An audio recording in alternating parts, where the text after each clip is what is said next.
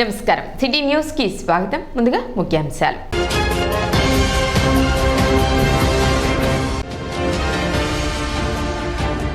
NCERT ఆధ్వర్యంలో బోధనా సాధనాల ఆధారంగా తరగతి గది పరిశీలన అనే అంశంపై ఉపాధ్యాయులకు శిక్షణ కార్యక్రమం.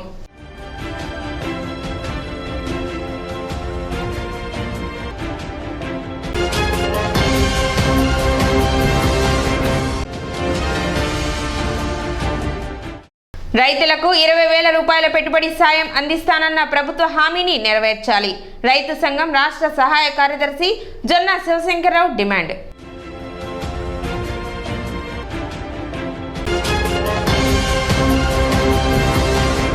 తెనాలి నియోజకవర్గ జనసేన పార్టీ క్రియాశీలక సభ్యత్వ నమోదు కార్యక్రమం గురువారం నిర్వహించారు. పట్టణ నూగల రామకోటేశ్వర కళ్యాణ మండపంలో ఏర్పాటు చేసిన ఈ కార్యక్రమానికి మంత్రి జనసేన పిఎస్సి చైర్మన్ నాదెండ్ల మనోహర్ పాల్గొని సభ్యత్వ నమోదు కార్యక్రమాన్ని ప్రారంభించారు. రాష్ట్ర వ్యాప్తంగా నిర్వహిస్తున్న ఈ క్రియాశీలక సభ్యత్వ నమోదు కార్యక్రమం తెనాలిలో నిర్వహించడం గర్వకారణంగా ఉందని నాదెండ్ల మనోహర్ అన్నారు. ఇటీవల జరిగిన ఎన్నికల్లో పార్టీ 100% స్ట్రైక్ రేట్తో విజయం సాధించిందని, ఇప్పటికే ఉన్న 6.47 లక్షల క్రియాశీలక సభ్యత్వాలను రెన్యువల్ చేయించాలని, జనసేనలోని క్రియాశీలక సభ్యులకు 5 లక్షల బీమా సౌకర్యం కల్పిస్తున్నట్లు మంత్రి నాదెండ్ల మనోహర్ తెలిపారు. తెనాలి నియోజకవర్గంలో కార్యక్రమాన్ని విజయవంతంగా నిర్వహించాలని చెప్పారు. కార్యక్రమంలో జనసేన పార్టీ నాయకులు, కార్యకర్తలు పాల్గొన్నారు.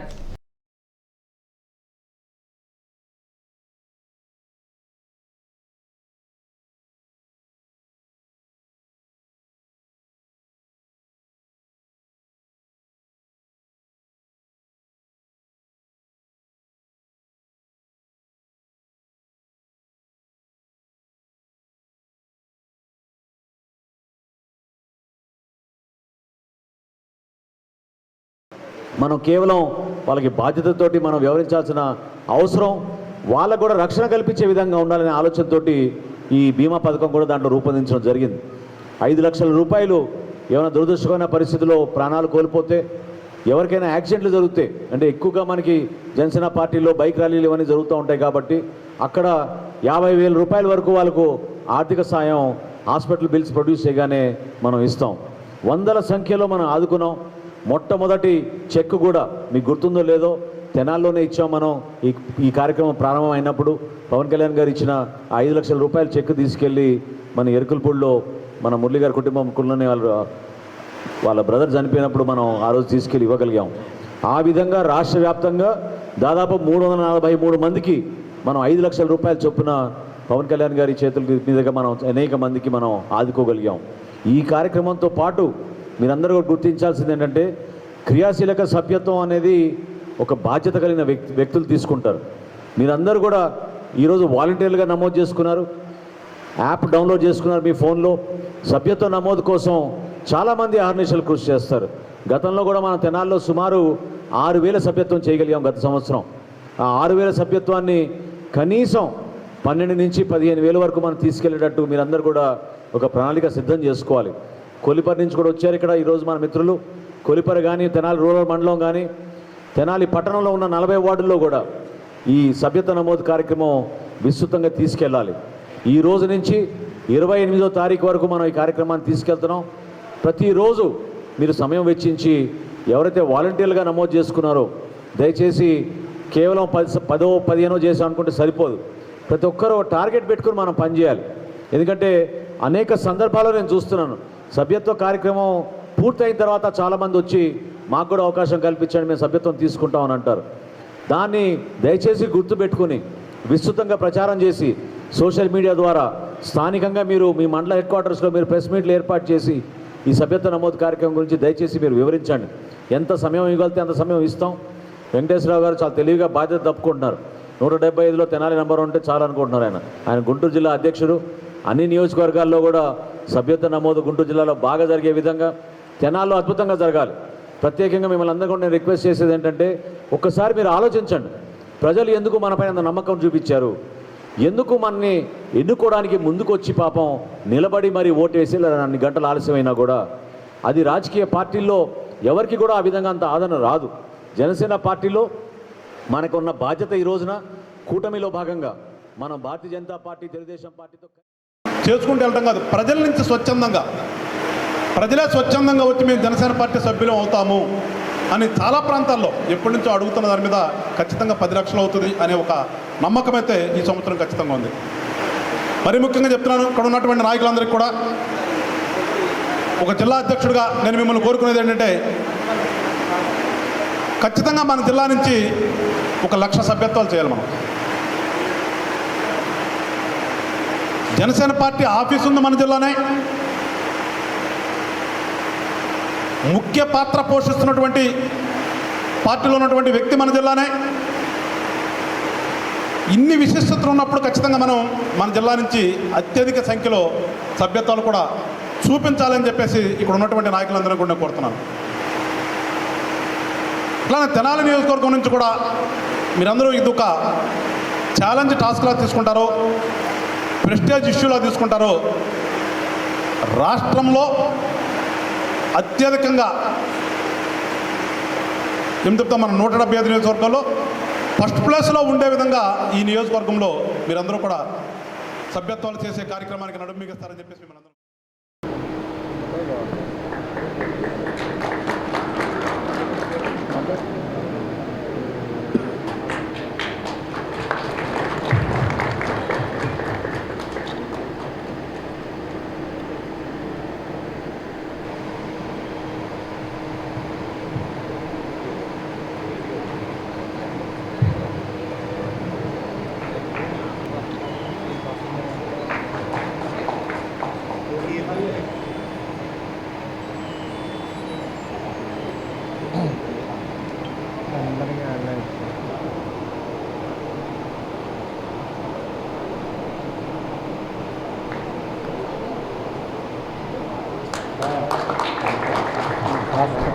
ఇద్దరు వైపు కౌన్సిలర్ వీళ్ళు కాదు, గ్రూప్ ఫోటోకి రాదు, దగ్గర ఉంటాయి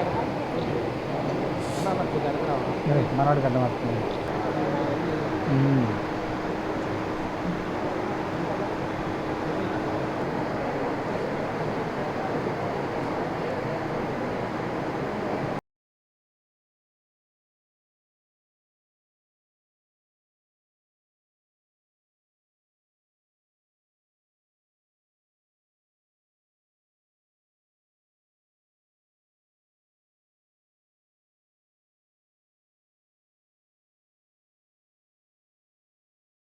హెల్మెట్ లేని ప్రయాణం ప్రమాదకరం మరియు శిక్షార్హమని మండల న్యాయ సేవాధికార సంస్థ చైర్మన్ డి శ్రీనివాసులు అన్నారు.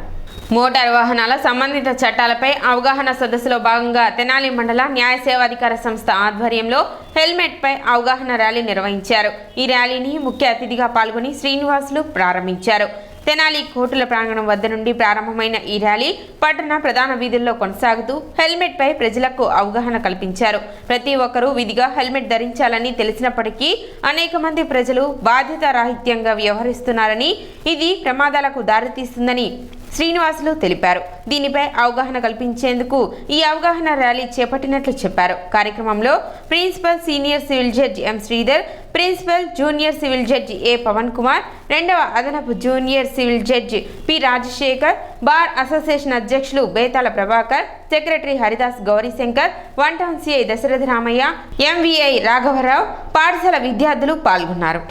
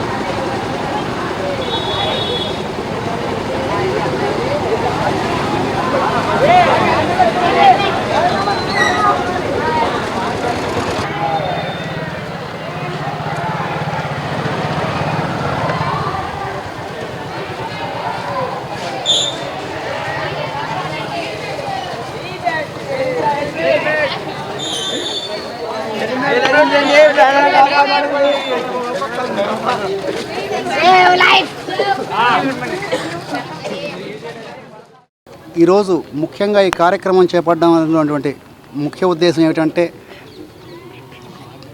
చట్టం అనేటువంటిది ఒకటి, రూల్స్ ప్రకారంగా చట్టం అనేటువంటిది ఒకటి ఉండి, హెల్మెట్ అనేటువంటిది ప్రతి ఒక్కరూ తప్పనిసరిగా ధరించాలని చెప్పేసి,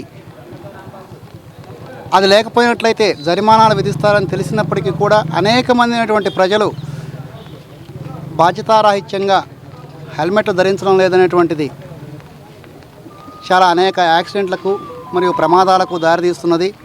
అందువల్ల కేవలం చట్టం ఉన్నది అనేటువంటిది విషయం ప్రజలందరికీ తెలిసినప్పటికీ కూడా వారిని కేవలం ఓన్లీ భయంతో మాత్రమే చట్టం యొక్క పెనాల్టీలు వేస్తామని, కేసులు పెడతామని, కేవలం ప్రజల్ని భయపెట్టి మాత్రమే చైతన్యం తీసుకొని రాలేమని చెప్పేసి, ఈ రోడ్డు ప్రమాదాల నివారణకు ప్రజల్ని కూడా చైతన్యవంతం చేయాలని ఒక సదుద్దేశంతో రాష్ట్ర హైకోర్టు వారి ఆదేశానుసారం, అలాగే మా డిస్ట్రిక్ట్ జడ్జి గారి ఆదేశాలకు మేరకు ఈరోజు ఈ క్యాంపెయిన్ నిర్వహించడం జరుగుతుంది. ఈ క్యాంపెయిన్ యొక్క ముఖ్య ఉద్దేశాన్ని ప్రజలందరూ కూడా సహృదయభావంతో అర్థం చేసుకొని చట్టానికి సహకరిస్తారని కోరుతున్నాను. 8 సంవత్సరాలుగా తెనాలి ప్రాంత ప్రజల తీరని కలగా ఉన్న తెనాలి బెంగళూరు బస్సు సర్వీసు మంత్రి నాదెండ్ల మనోహర్ చొరవతో తీరినట్లు Tenali RTC depot manager Rajasekhar తెలిపారు. ఈ నెల 8వ తేదీన మంత్రి నాదెండ్ల మనోహర్ చేతుల మీదుగా ప్రారంభించిన ఈ సర్వీస్ ప్రజల నుండి మంచి ఆదరణ పొందుతున్నట్లు డిఎం రాజశేఖర్ తెలిపారు. తెనాలి నుండి బెంగళూరుకు 4309, బెంగళూరు నుండి 4310 సర్వీస్ నెంబర్గా ఏర్పాటు చేసినట్లు చెప్పారు. ప్రతిరోజు సాయంత్రం 5 గంటలకు బస్సు తెనాలి నుండి బెంగళూరుకి, అదేవిధంగా బెంగళూరు నుండి తెనాలికి బయలుదేరుతుందని, ఆన్లైన్ ద్వారా టికెట్స్ బుక్ చేసుకునే సదుపాయం కూడా ఉందని పేర్కొన్నారు. ఇప్పటికే ఈ సర్వీస్కు ప్రజల నుండి మంచి ఆదరణ లభిస్తున్నట్లు చెప్పారు. దీనికి కృషి చేసిన మంత్రి నాదెండ్ల మనోహర్కి తెనాలి ఆర్టీసీ డిపో తరపున ప్రత్యేక కృతజ్ఞతలు తెలిపారు. దీనితో పాటు తెనాలి, విజయవాడకు ప్రారంభించిన మరో 4 కొత్త బస్సులకు కూడా ప్రజల నుండి మంచి ఆదరణ లభిస్తున్నట్లు డిఎం రాజశేఖర్ వెల్లడించారు. తెనాలి డిపో నుండి చెరుకుపల్లి, గుంటూరు, విజయవాడ, ఎర్రగొండపాలెంలకు కొత్త బస్సులు రానున్నట్లు చెప్పారు. వాటిని కూడా మంత్రి నాదెండ్ల మనోహర్ చేతుల మీద ప్రారంభించడం జరుగుతుందని డిఎం రాజశేఖర్ వెల్లడించారు. తెనాలి నుంచి బెంగళూరు సర్వీస్ నడపాలనేది ఒక కళ. అది గత 8 సంవత్సరాల నుంచి అది కలగానే మిగిలిపోయింది. దానిలో భాగంగా గౌరవ మంత్రివర్యులు శ్రీ నాదెండ్ల మనోహర్ గారి చొరవతో మనకి వెంటనే ఆయన వచ్చిన 15 రోజులకే మనం సార్ చేతుల మీదుగా ఒక 6 కొత్త బస్సులు ఓపెన్ చేసుకొని 8వ తారీఖు నుంచి బెంగళూరు సర్వీస్ని నడుపుతూ ఉన్నాం. ఆ సర్వీస్ కూడా చాలా మంచి ఆక్యుపెన్సీ రేషియోతో ప్రస్తుతం నడుస్తూ ఉంది. ఈ సర్వీసు అప్లో 4309 సర్వీస్ నంబర్గా, డౌన్లో 4310 సర్వీస్ నంబర్గా ఏర్పాటు చేయడం అయింది. తెలియని వారు ఎవరైనా ఉంటే రాసుకొని ఆన్లైన్లో కానీ, రెడ్ బస్సులో కానీ, అభి బస్సులో కానీ సర్వీస్ నెంబర్ 4309 అప్లో తెనాలి నుంచి రోజు 17 గంటలకి, మరియు బెంగళూరు నుంచి రోజు సాయంత్రం 17 గంటలకి 4310 అనే సర్వీసు నడపబడుతూ ఉంది. ఇది జనాల నుంచి చాలా చక్కగా ఆదరణ పొంది చక్కటి ఆక్యుపెన్సీ రేషియోతో ముందుకెళ్తూ ఉంది. ఈ బెంగళూరు సర్వీస్ తెప్పించిన గౌరవ మన మంత్రివర్య గారికి మా తెనాలి డిపో తరఫున మరియు తెనాలి ప్రజల తరఫున ప్రత్యేక ధన్యవాదాలు తెలుపుకుంటూ ఉన్నాము. అదేవిధంగా ఏదైతే గౌరవ మంత్రివర్యులు తెనాలి నుంచి 6 బస్సులు నడపడం జరిగిందో, దానిలో భాగంగా తెనాలి నుంచి విజయవాడ కూడా 4 బస్సులు చాలా చక్కగా కొత్త బస్సులు ఏర్పాటు చేయడం జరిగింది. వాటి కూడా ఆక్యుపెన్సీ రేషియో 70, అంటే ఆక్యుపెన్సీ మోర్ దాన్ 70 రేషియోగా ఉంది. ఇంకా రాబోయే రోజుల్లో కూడా పెరగడానికి అవకాశం ఉంది. అదేవిధంగా మన తెనాలి డిపో సంబంధించిన రాబోయే రోజుల్లో తెనాలి చెరుగుపల్లి కానీ, తెనాలి గుంటూరు కానీ, తెనాలి విజయవాడ కానీ, తెనాలి ఎర్రగొండపాలెం కానీ కొన్ని కొత్త బస్సులు రావటం జరుగుతూ ఉంది. అదేవిధంగా మన గౌరవ మంత్రివర్యుల చేత ఆ కొత్త బస్సులు వచ్చిన తర్వాత మనం ఓపెన్ చేసుకోవడం జరుగుతుంది. ఇప్పుడు ఒక చిన్న విరామం.